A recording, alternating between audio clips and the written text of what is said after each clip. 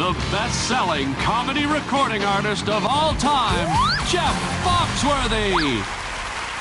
Thank you very much.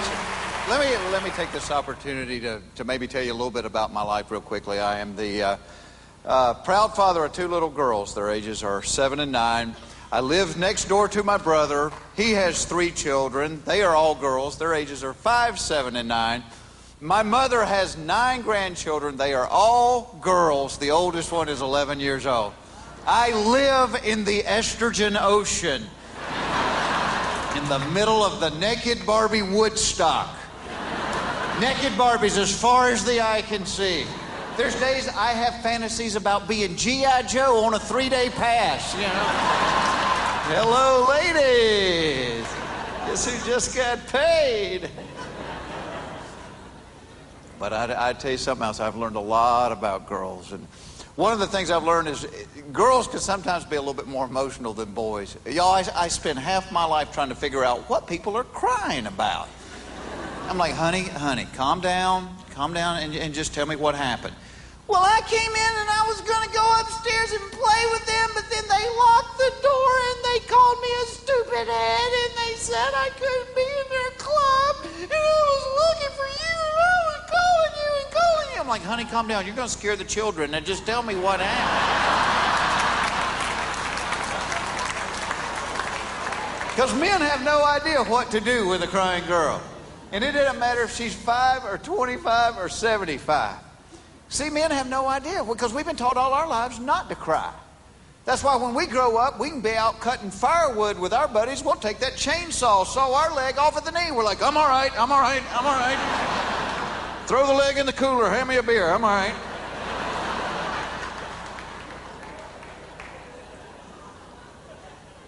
And I tell you something that I have learned from these kids. Kids today are so much smarter than we were growing up. My oldest daughter, on her 5th birthday, asked for and got a computer. 5 years old, gets a computer. She can use it right out of the box. A computer, 5 years old. Remember what we got when we turned 5? A little wooden paddle with a rubber band and the red ball on the end of it. That was a brain builder, wasn't it? 1, 2, 3, 1, 2, 3, 1. You'd hit it about 4 times, the rubber band would snap, the ball would fly across the room, break something, and you get a spanking with the paddle. No wonder we turned out this way. Oh, and nowadays you can't even spank your kids. No, got to give them a time out.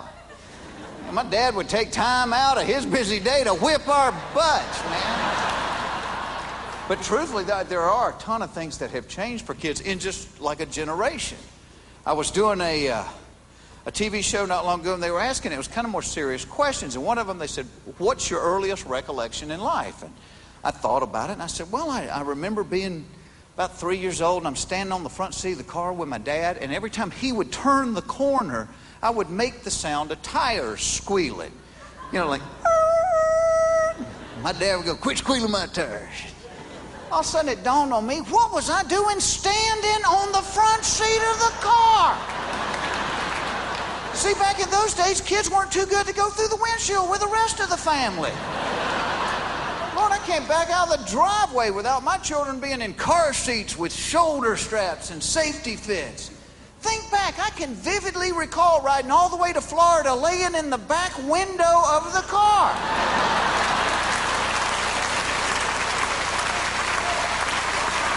People behind us going, Harold, is that one of those bobbing dogs? Now, that's a skinny kid with a big head. Boy, what a big head. My dad slammed on the brakes. You go bounce around the car like a pinball game. You end up face first in a full ashtray. Yeah, because that was back before secondhand smoke, too. Dead of winter, my parents had every window in the car rolled up there in the front seat smoking like it's a contest. Our car looked like the Cheech and Chong mobile. I'm the only kid in kindergarten with a smoker's cough. Could I please have a crayon?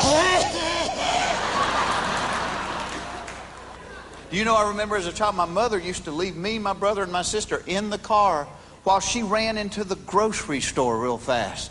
If you did that to a poodle now, they would fry you on the 6 o'clock news.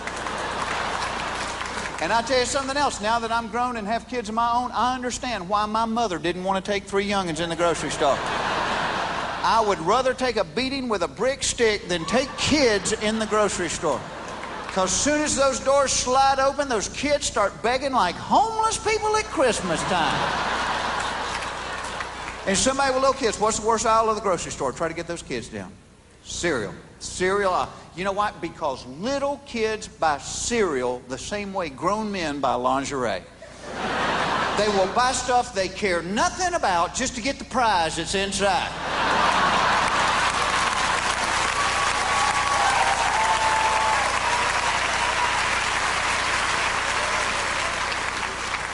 Everything's changed. Even their toys have changed. Like I noticed last Christmas, every toy my daughters get now has got little tags in it showing you somebody has inspected it to make sure there's no possible way a child could hurt themselves playing with that toy. I remember being 9 years old. My parents bought me a wood-burning kit. Hey, what could possibly go wrong with a toy like that? A sharp metal stick that heated up to 5,000 degrees. And I'll tell you something, our dogs and cats didn't have a little tag around their neck, but everybody in the neighborhood knew who they belonged to. Yeah, the Circle F brand, that's Foxworthy cat right there. What were they thinking? Some of the toys they gave us. Lawn darts. 12-pound darts. You could kill an elk with a lawn dart. And there were no directions to them. They just came in a box of 8. We used to pull them out of the box, throw them straight up in the air. You catch one of those with your head, you're getting coloring books for Christmas the rest of your life.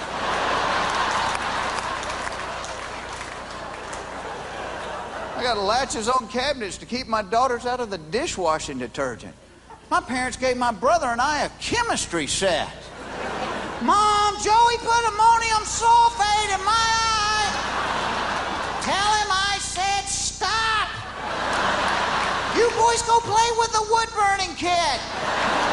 Better yet, go outside, get on the mini bikes and shoot the BB guns.